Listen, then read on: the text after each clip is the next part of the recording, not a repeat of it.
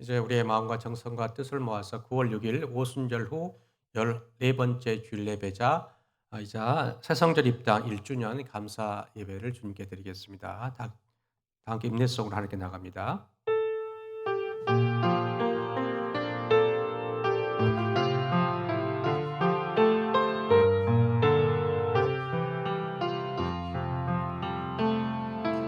나는 하나님을 예배하는 예배자입니다. 내가 서 있는 곳 어디서나 하나님을 예배합니다. 내 영혼 거룩한 은혜를 향하여 내 마음 완전한 하나님 향하여 이곳에서 바로 이 시간 하나님을 예배합니다. 만군의 여호와여, 주의 장막이 어찌 그리 사랑스러운지요. 내 영혼이 여호와의 궁정을 사모하여 쇠약하며 내 마음과 육체가 살아계신 하나님께 부르짖나이다.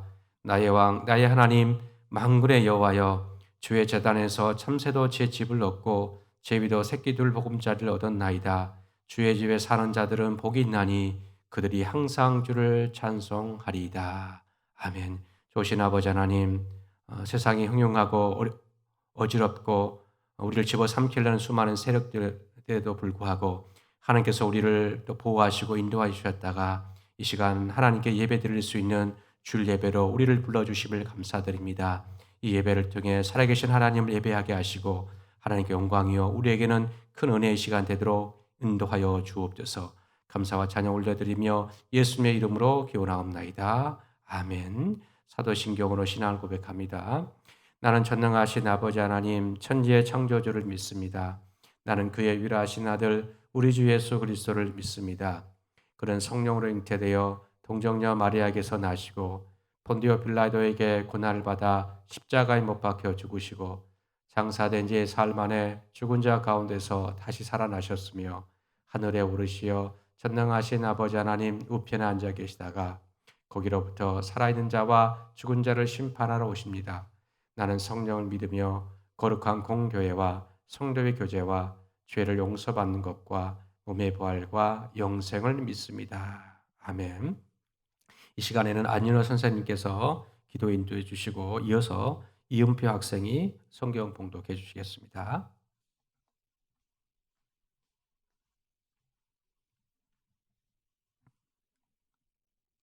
여호와께서 요셉과 함께 하심으로 그가 형통한 자가 되어 그의 주인 애굽 사람의 집에 있으니 그의 주인이 여호와께서 그와 함께 하심을 보며 또 여호와께서 그의 범사에 형통하게 하심을 보았더라.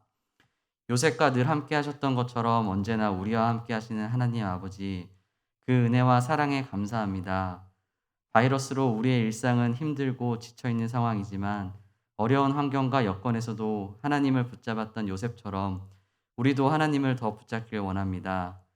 그리스도인이 믿지 않는 자들에게 손가락질 받고 질타받는 것이 아니라 하나님이 함께하고 계심을 주위 사람들로 하여금 고백될 수 있게 우리의 마음과 행동을 붙잡아 주세요.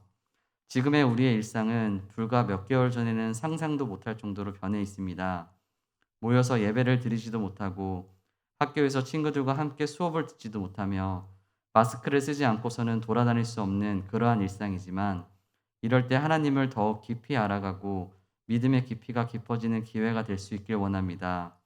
중고등부 학생들 한 사람 한 사람을 기억하시고 긍휼히 여겨 온라인 예배를 통해 매일 말씀으로 큐티함을 통해 하나님과 더 친밀해지고 깊이 교제할 수 있게 해주세요. 말씀 전하시는 목사님을 축복하시고 능력 주셔서 그 말씀이 우리의 신앙꽃이 자라는데 귀하게 쓰이는 양분이 되게 하시고 건강과 평안함을 허락하셔서 중고등부를 이끄시는데 전혀 부족함이 없게 해주세요. 오늘 예배 가운데 함께 하셔서 말씀으로 은혜 받게 하시고 새 힘 얻을 수 있도록 도와주세요. 목사님과 중고등부 공동체를 위해 섬기시는 모든 손길 기억하사 그들의 수고와 섬김이 중고등부 아이들이 예수님을 인격적으로 만나고 신앙이 성장하는 밑거름이 되게 해주세요. 세상을 살아갈 때 분별된 모습으로 예수 그리스도를 본받아 사는 우리가 되길 원하며 우리의 마음이 늘 하나님을 향하길 바랍니다. 우리와 늘 함께 해주세요. 이 모든 말씀 사랑이 많으신 예수님의 이름으로 기도드립니다. 아멘.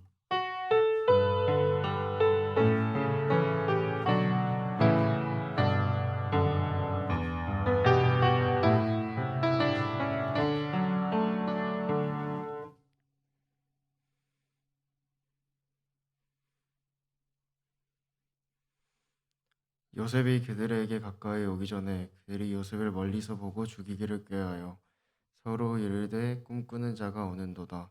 자, 그를 죽여 한 구덩이에 던지고 우리가 말하기를 악한 짐승이 그를 잡아먹었다 하자. 그의 꿈이 어떻게 되는지를 우리가 볼 것이니라 하는지라. 르우벤이 듣고 요셉을 그들의 손에서 구원하려 하여 이르되 우리가 그의 생명은 해치지 말자. 르우벤이 또 그들에게 이르되 피를 흘리지 말라. 그를 광야 구덩이에 던지고 손을 그에게 대지 말라 하니 이는 그가 요셉을 그들의 손에서 구출하여 그의 아버지에게로 돌려보내려 함이었더라. 요셉이 형들에게 이르매 그의 형들이 요셉의 곧 그가 입은 채색 옷을 벗기고 그를 잡아 구덩이에 던지니 그 구덩이는 빈 것이라 그 속에 물이 없었더라.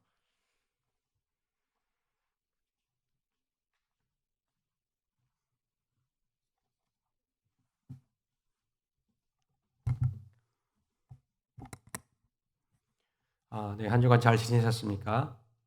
네, 9월 달도 여전히 온라인 예배로 또 나아가야 될 것 같습니다. 빨리 코로나 종식될 수 있도록 기도해 주시고요. 그리고 9월 달부터는 예배를 조금 좀 변화를 주어서 학생들이 이제 성경 봉독을 하도록 하겠습니다. 선생님들이 아마 전학을 할 텐데 전화하면 잘 수행해 주시면 감사드리겠습니다.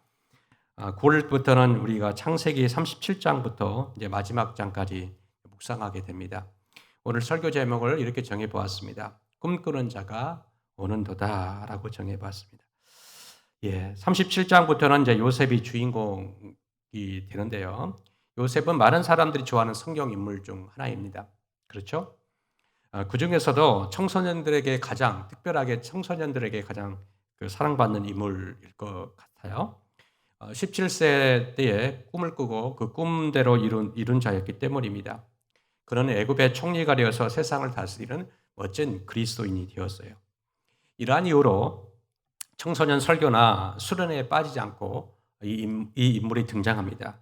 많은 청소년들이 요셉을 샘플 삼아 꿈을 키워갑니다. 설교자들도 요셉처럼 꿈을 꾸자, 되도록이면 큰 꿈을 꾸자 이렇게 독려합니다. 그렇다면 요셉이 꾼 꿈을 이 시대 우리에게도 동일하게 적용할 수 있을까요? 라고 이제 제가 질문을 시작합니다. 아주 중요한 질문입니다. 오늘 설교는 이 질문에 대한 답에 초점을 맞추어서 설교를 할까 합니다. 먼저 요셉의 가정사를 살펴보면 이렇습니다. 요셉의 아버지는 야곱인데요. 이 야곱에게는 4명의 아내가 있었어요.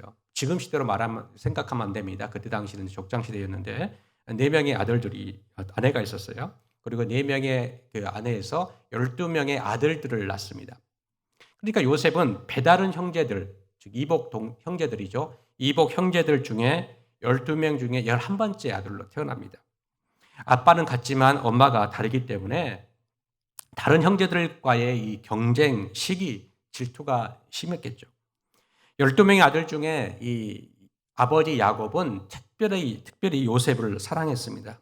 이것이 10명의 형들이 요셉을 질투하고 미워하게 된 계기가 되었죠.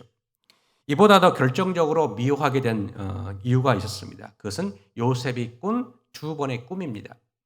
요셉은 2번의 꿈을 꾸고 형제들에게 그 꿈을 자랑을 하죠. 자, 첫 번째 꿈은 이겁니다. 11개의 곡식단이, 그림을 보시면 11개의 곡식단이 한 개의 곡식에게 절을 하는 꿈이에요. 자, 11개의 곡식단은 누구를 의미하냐면 요셉의 형들과 10명의 형들과 동생 1명 베냐민을 상징합니다. 그리고 그 가운데 단은 요셉을 상징해요. 그러니까 이 꿈은 형들과 동생이 요셉에게 절하는 꿈이에요. 자, 두 번째 꿈은 이렇습니다. 해와 달과 11개의 별이 요셉에게 절하는 꿈이에요. 해는 아버지를 의미하고 있고요. 달은 어머니를 의미합니다. 그리고 11개의 별들은 요셉의 형제들이에요. 그러니까 이 꿈도 동일하게 앞에 첫 번째 꿈과 내용은 다르지만 의미는 같아요. 형제들이 요셉에게 절하는 꿈입니다. 이 두 번의 꿈 때문에 형들은 요셉을 더욱더 미워하게 되었어요.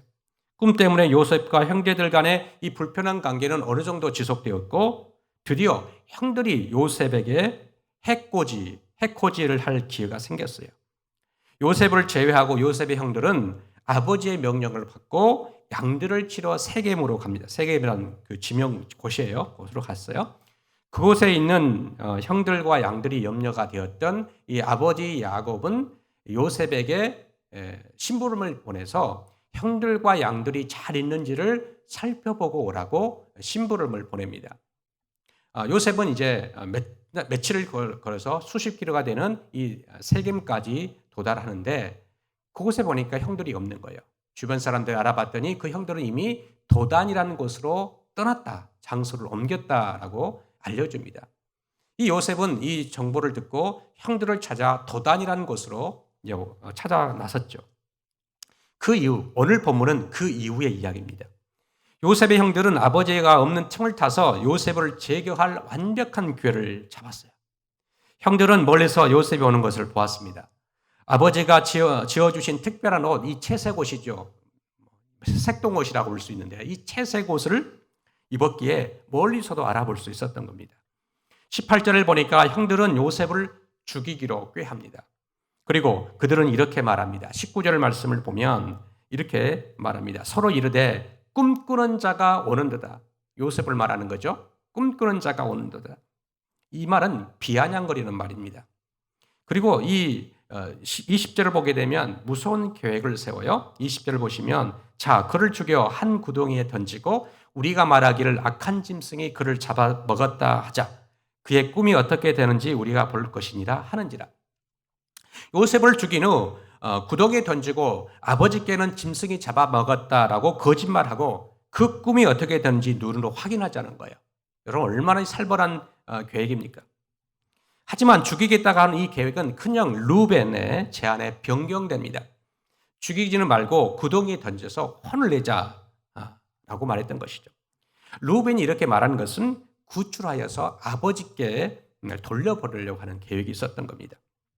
루벤의 제안으로 구덩이에 던져졌고 루벤은 어떤 이유인지 모르겠으나 그 현장에서 잠깐 사라졌다가 다시 왔는데 또 다른 그 계획들이 생긴 거죠. 자, 형제 중 넷째인 유다가 요셉을 상인들에게 팔아넘기자고 제안한 겁니다. 이렇게 해서 요셉은 애굽에 팔려가게 되었고 그곳에서 13년 동안 고생을 합니다. 그리고 30세가 되어서 총리 자리에 오릅니다. 17세에 꿈을 꾸고 그리고 애굽에 팔려가서 13년 동안 고생을 하고 30세에 애굽의 총리가 됩니다. 자, 바로가 요셉이 총리가 된 그 계기는 바로 그 애굽 왕의 칭호를 바로라 그럽니다. 바로 왕이 이제 꾼 꿈이 있었는데 그 꿈을 해석해 주는 계기를 통해서 요셉이 총리가 되었죠.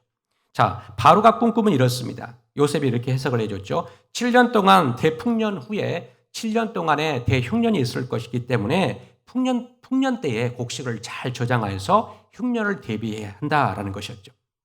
바로는 요셉을 신임하여서 총리로 앉히고 요셉에게 모든 나라의 살림을 맡겼습니다. 요셉의 말대로 7년간의 풍년이 있었고 풍년 동안의 곡식을 잘 저장하여서 7년간의 흉년을 대비했죠. 자, 온 땅에 흉년이 이제 찾아왔습니다. 7년이 지나고 그리고 애굽에도 예외가 없었어요. 하지만 애굽은 요셉 총리의 지혜대로 곡식을 잘 저장하였기 때문에 식량 문제가 없었어요. 그리고 각국으로부터 오는 이 상인들에게 이제 곡식을 팔 수가 있었습니다. 이때 형들도 이 가나안 땅에 있었던 이 형들도 곡식이 떨어졌기 때문에 곡식을 구하러 애굽으로 찾아왔어요. 그리고 애굽 총리 앞에서 절을 합니다. 당연히 그러겠죠. 형들은 몰랐던 거예요. 요셉이 총리가 요셉이라는 걸 꿈에도 생각할 수 없었던 거죠. 자, 이때가 언제냐면 요셉이 팔려온 지 22년 내지 23년 된 때예요. 그러니까 20년이 꽤 지난 때죠. 20년 동안 요셉의 행방을 전혀 알 수 없었죠. 아마 죽었을 거라고 아마 생각했을 겁니다. 자, 이때 어떻게 해요? 그 꿈이 현실이 되었던 거죠. 자, 이제 중요합니다. 요셉의 꿈에 대해서 살펴볼까 합니다. 자, 요셉이 형들에게 22년 전에 말했던 이 꿈, 이 두 번의 꿈은 요셉의 개인의 꿈이 아니라 하나님의 꿈입니다. 뭐라고요? 하나님의 꿈이에요. 잘 들으셔야 됩니다. 집중해서 들어야 됩니다. 요셉이 스스로 꾼 꿈이 아니라 하나님이 요셉에게 일방적으로 꾸이게 한 꿈이에요. 나는 총리가 되겠다라고 꿈을 꾸고 그 꿈을 향해서 열심히 노력해서 달려가서 얻어낸 자리가 아니라는 거예요. 형들이 요셉에게 절을 하는 것은 일반적으로는 상식으로는 동생이 형들을 다스린다는 일반적인 의미예요. 그러니까 일반적인 의미이기 때문에 형들은 그 꿈을 듣고 굉장히 기분이 언짢았던 것이고 그리고 죽이기로 꾀했던 것이죠. 자, 그러나 요셉의 꿈, 형들이 절하는 이 꿈은 형들을 다스린다는 의미가 아니에요. 이 꿈은 요셉을 통해서 세상을 다스리게 된다는 의미예요. 자, 요셉을 통해서 세상을 다스리겠다는 이 꿈은 요셉에게만 주어진 꿈이 아니에요. 이 꿈은 뭐냐면 하나님이 태초에 천지를 창조하신 후 하나님의 원대한 꿈이 마스터 플랜이에요. 마스터 플랜. 자, 인류 최초인 인간인 이 아담에게 주신 명령이자 축복이었어요. 자, 아담에게는 먼저 말로 하셨고요. 요셉에게는 꿈을 통해서 하나님의 마스터 플랜을 보여준 거예요. 자, 창세기 1장 28절을 보시면 이 아담에게 하나님이 주신 말씀이에요. 이렇게 기록하고 있어요. 하나님이 그들에게, 즉 아담과 하와예요. 그들에게 이르시되 생육하고 번성하여 땅에 충만하라. 땅을 정복하라. 바다의 물고기와 하늘의 새와 땅에 움직이는 모든 생물을 다스리라. 다스리란 말이 있죠. 다스리다. 세상을 다스리란 말인데 이것은 명령이자 축복이에요. 인간들에게 주어진 명령 그리고 그것이 축복이에요. 자, 하나님께서 아담에게 세상을 정복하고 다스리란 이 명령과 축복이 하나님께서 세상을 만드실 때에 하나님께서 꿈꾸신 세상이었어요. 즉 아담을 대리 통치자로 삼아서 세상을 다스리는 것, 이것이 하나님께서 디자인하신 꿈이었어요. 그러나 하나님의 꿈은 아담의 범죄로 말미암아 단절되었죠. 사단이 유혹을 합니다.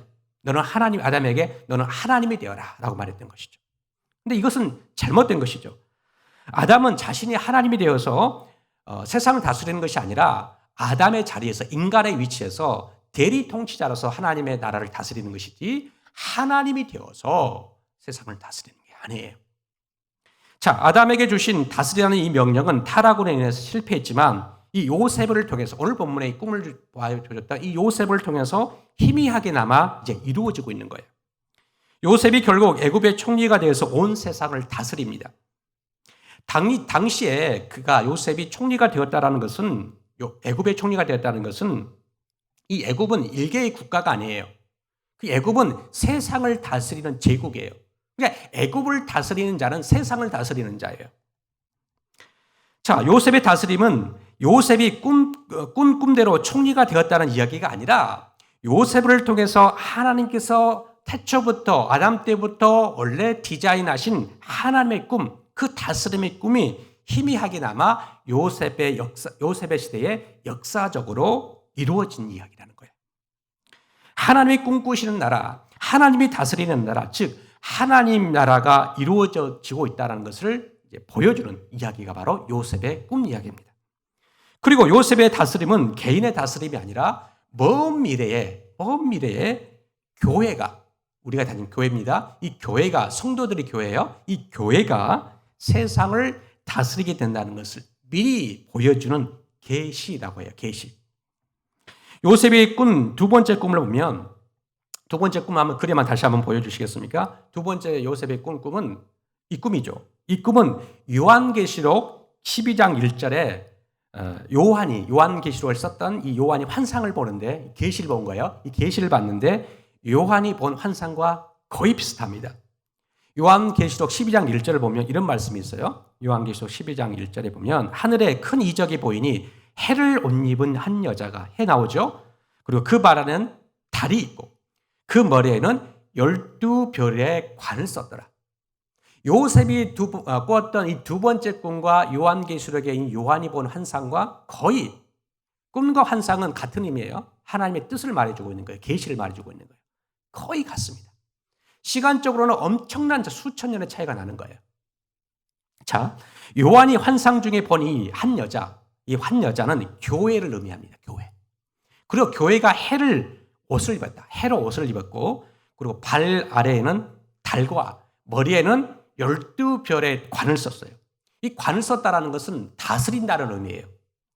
그러니까 요셉의 꿈과 이 요한계시록의 이 요한이 본 환상과는 거의 일치해요. 자, 5절, 요한계시록 12장 5절을 보면 이제 이런 말이 나와요. 여자가 아들을 낳으니 이는 장차 철장으로 만국을 다스릴 남자라, 이렇게 말해주고 있어요.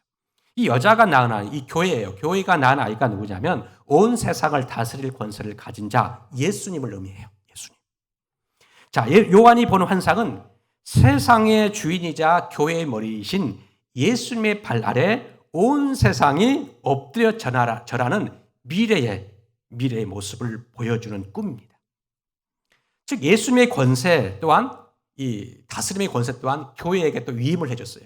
교회 또한 예수님이 가지는 세상을 다스리는 권세를 주셨던 거죠.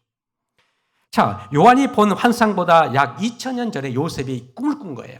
2000년간의 차이가 있는 거예요. 그리고 요셉은 아담과는 또 더 수천 년 차이가 나는 거죠. 다 동일한 하나님의 꿈이 흘러가는 거예요. 자, 고대 시대에는, 성경 시대에는 이 꿈은 하나님의 계시의 수단이에요. 계시의 수단. 우리가 생각하는 꿈이 아니에요. 우리가 생각하는 대화 있죠. 질문 있죠. 너 커서 뭐가 될래? 너 꿈은 무엇이니? 너 장래의 희망은 뭐니? 이런 질문이 아니에요. 꿈은, 성경이 말하는 이 꿈은 하나님의 계획과 뜻을 의미하는 거예요. 우리의 생각이 말하는 이 꿈이 아니에요.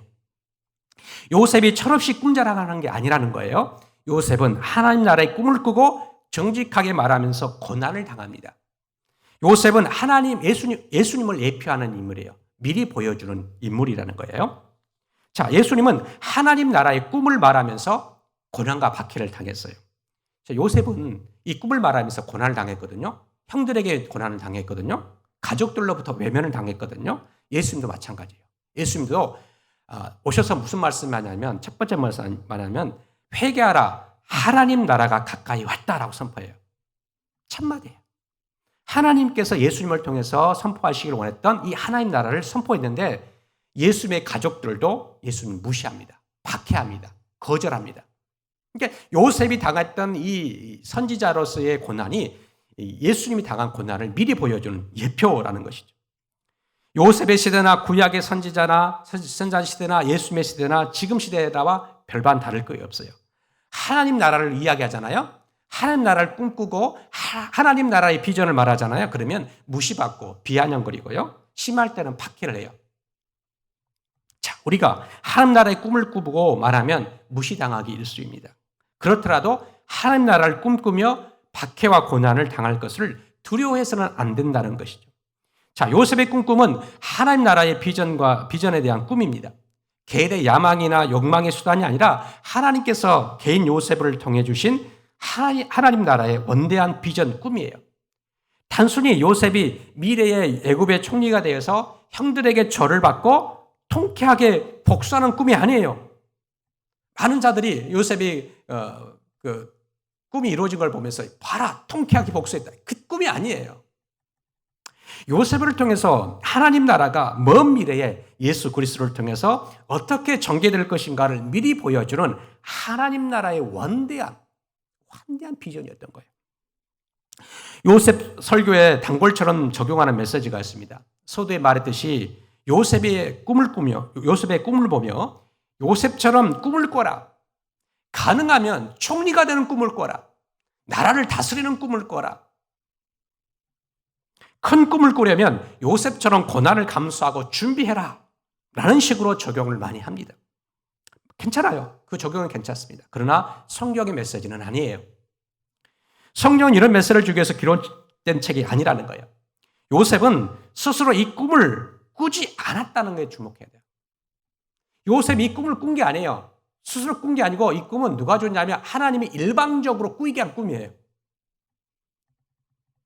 요셉의 꿈은 개인의 꿈을 넘어서 하나님 나라를 드러내는 하나님 나라에 관한 꿈이었다는 데 주목해야 해요.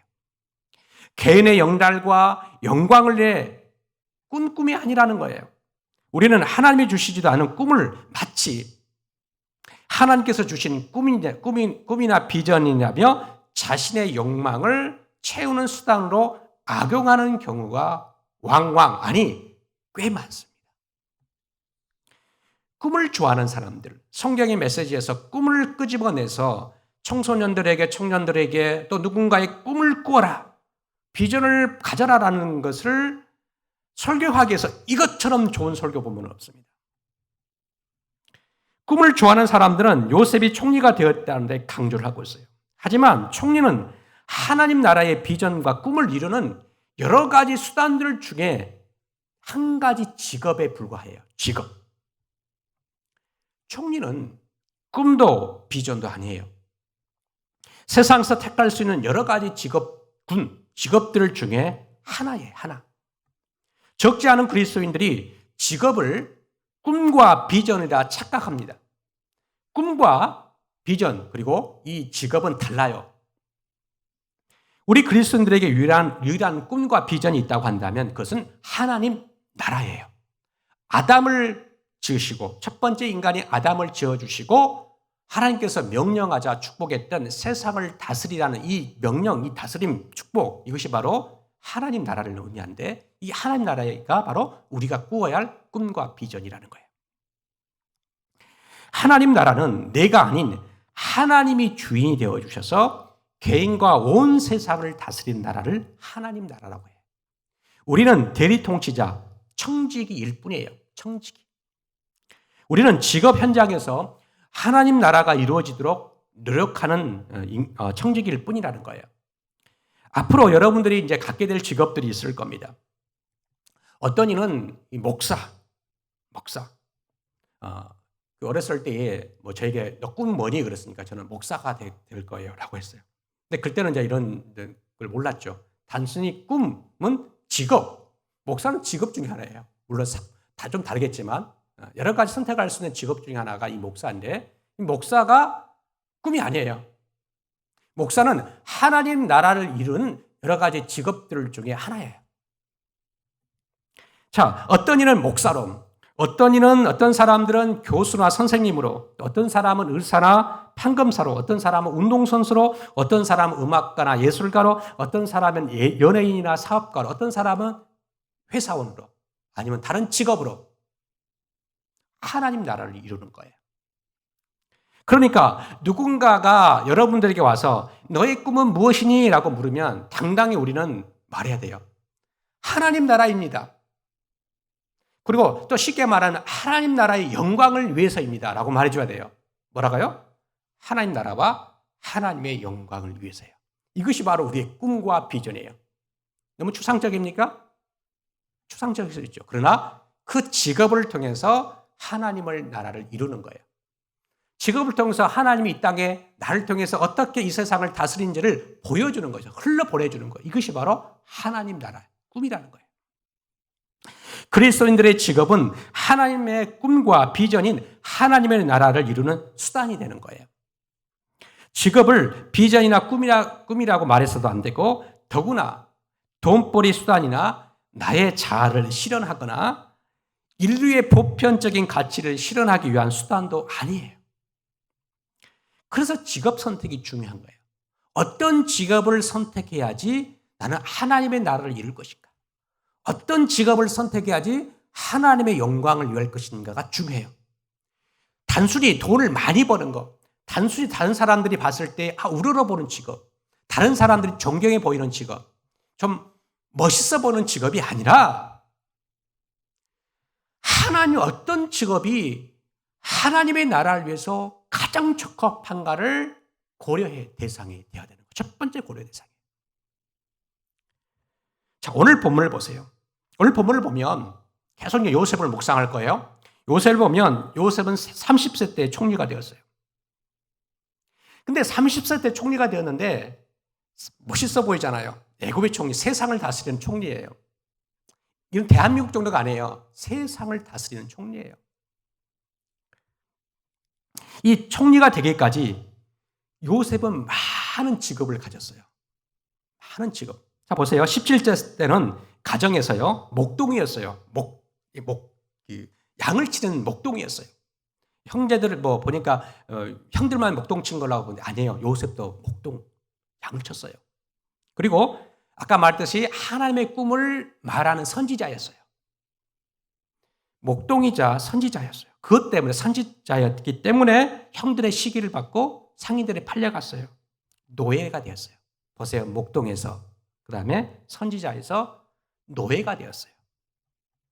그리고 애굽 보디발 장고로 내려가서 초창기에는 이 밭에서 일하는 외국인 노동자였어요. 밭에서 일하는 아주 힘들게 일하는 외국인 노예 노동자였어요. 신실하게 일한 대가로 그는 승진합니다. 그래서 집안 좀 쉬운 일을 하죠. 집안에서 가정의 대소사를 맡는 집사, 가정총무로 승진합니다. 근데 승진했는데 그것도 잠시 잠깐이에요. 보디발 장군의 아내가 유혹하잖아요. 유혹해서 어떻게 해요? 죄인이 됩니다. 죄인.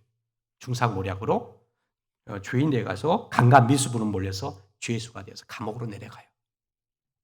그리고 감옥에서는 신실하게 또 일을 하면서 감옥 죄수와 재반 사무를 도맡는 이 책임자가 되죠. 자, 보세요. 애굽에서의 13년간은 수많은 일들이 있었어요. 수많은 직업을 가졌었죠. 그리고 난 후에 총리가 되었어요. 그런 애굽에서 판류와 지난 13년 동안 직업다운 직업을 가져본 적이 없어요. 그리고 마지막에 총리가 된 거예요. 무슨 말입니까? 요셉은 무슨 직업을 가졌느냐가 아무런 문제가 되지 않았다는 거예요. 어떠한 환경과 직업을 가졌던 하나님께서 꾸이게 하신 그 꾸이게 하신 그 꿈과 하나님께서 보여주신 그 비전을 붙잡은 거죠. 17세에 목동으로 시작해서 30세에 총리가 될 때까지 많은 직업을 갈아탔어요. 요즘 말로 갈아탄 거예요. 자, 많은 직업이 바뀌었지만 하나님이 주신 비전과 꿈은 바뀌지 않았어요. 변함이 없었어요. 요셉의 꿈은 하나님 나라였어요. 하나님이 그를 통해서 세상을 다스리는 나라였던 거죠. 정리하겠습니다. 요셉의 꿈은 개인의 꿈이 아닙니다. 선지자로서 하나님의 나라의 비전을 보고 말한 꿈이었어요.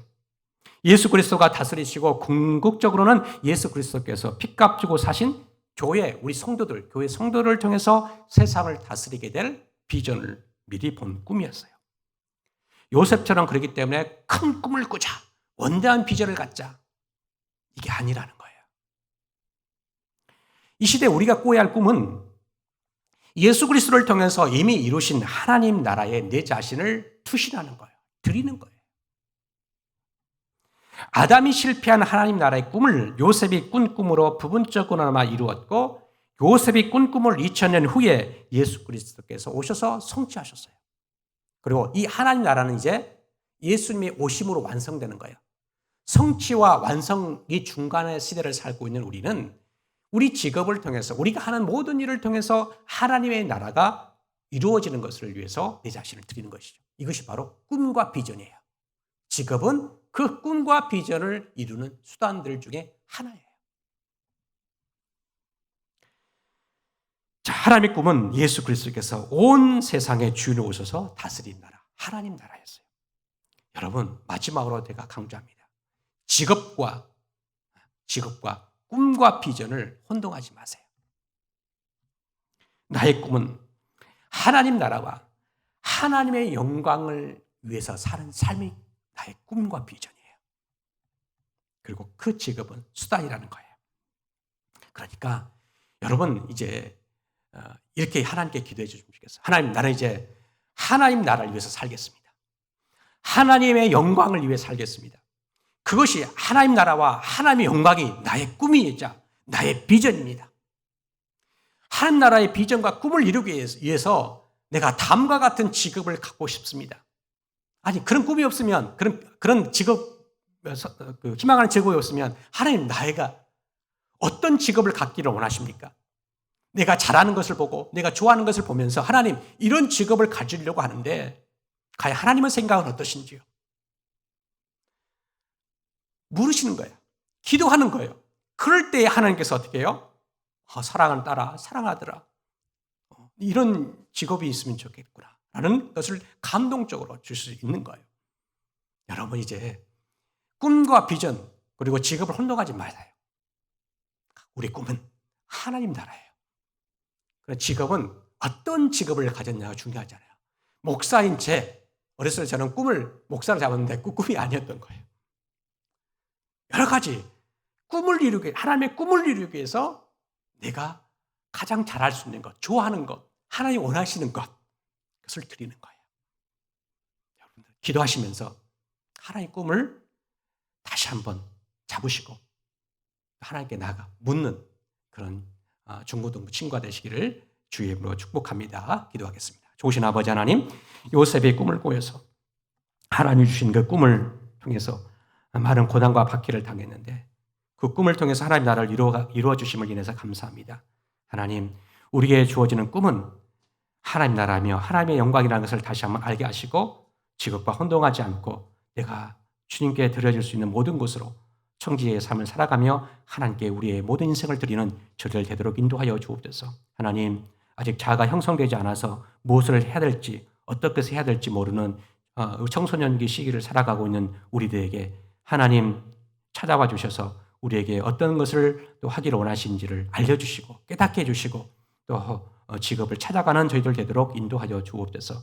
특히 고3 수험생들을 기억하여 주시고 얼마 남지 않은 수능 코로나 때문에 많이 두렵고 또 준비하지 못했던 이 환경적인 어려움이 있는데 그들이 흔들리지 아니하고 나가게 하시고 무엇보다도 하나님 꿈을 바라보면서 오늘도 준비하는 귀한 삶 살아가도록 역사하여 주옵소서. 감사 찬양 올려드리며 예수님의 이름으로 기도합나이다. 아멘. 다 함께 찬양하시면서 준비하신 예물을 하나님께 드립니다.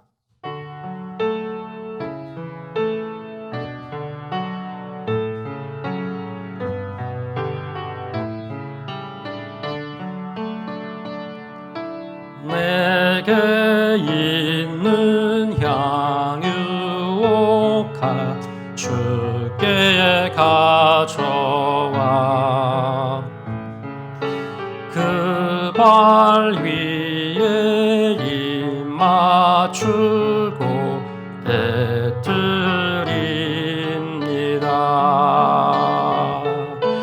나를 위해 험한 산길 오르신 그 발 걸음마다 그 신사랑 새겨놓았네. 조신 아버지 하나님, 우리의 마음과 정성과 뜻을 다해서 하나님 주님께 이 예물을 드립니다. 하나님 이 예물이 쓰이는 곳곳마다 하나님 나라가 확장되게 하시고 하나님 꿈이 온전히 이루어지는 귀한 역사가 있도록 축복하여 주옵소서. 하나님 꿈을 이루기 위해서 직업을 선택하는 자들 가운데 주님 응답하여 주시고 함께하여 주옵소서. 하나님 우리에게 물질을 공급해 주시는 또 부모님들의 사업장과 직장과 일터를 또 기억하여 주시고 또 코로나 때문에 많은 어려움 당하고 있는데 하나님 어려움 시기를 잘 견뎌낼 수 있도록 도와주시고 하나님이 주시는 물질의 공급을 통해서 감사하며 주님께 기도하며 나가는 저들 되도록 인도하여 주옵소서. 지금 드릴 수 있는 형편과 처지에 있지만 마음껏 드릴 수 있는 형편과 처지를 허락하여 주시고 또 드릴 수 있는 믿음도 허락하여 주옵소서. 감사 찬양 올려드리며 예수님의 이름으로 기도합나이다. 아멘. 이 시간에는 본문을 또 보시면서 퀴즈를 또 풀어보는 시간 갖도록 하겠습니다. 질문입니다. 요셉을 죽이지 말고 구덩이에 던지자고 제안한 형은 누구일까요? 맏형이에요. 맏형. 힌트는 맏형인데 첫 번째 형인데 자 1번은 루벤, 2번은 시므온, 3번은 레위, 4번은 유다입니다. 오늘 본문만 잘 읽어봐도 알 수 있는 그 질문입니다. 이 질문에 대한 답과 함께 인증서를 보내주신 친구들에게는 다음과 같은 앵콜 선물입니다. 앵콜 선물. 다음과 같은 선물을 보내드리도록 하겠습니다. 예. 한 주간 잘 지내시고 또 다음 주에 뵙도록 하겠습니다. 제가 축도로 예배를 피하겠습니다. 이제는 우리를 위해서 십자가에 달려 죽으시기 위해서 이 땅에 내려오신 우리 주 예수 그리스도의 은혜와 그 사랑하신 독생자 아들 예수 그리스도를 이 땅에 내어주신 우리 하나님의 사랑하심과 그 예수 그리스도를 향해서 예수 그리스도 이루신 그 꿈을 향해서 달려가기로 결단하도록 우리에게 늘 격려하고 응원하시고 우리를 지지하시는 성령의 역사하심이 이 말씀을 붙잡고 날마다 나아가기로 결단한 죄의 거룩한 무리들 가운데 이제로부터 영원까지 함께 하시기를 간절히 축원하옵나이다. 아멘.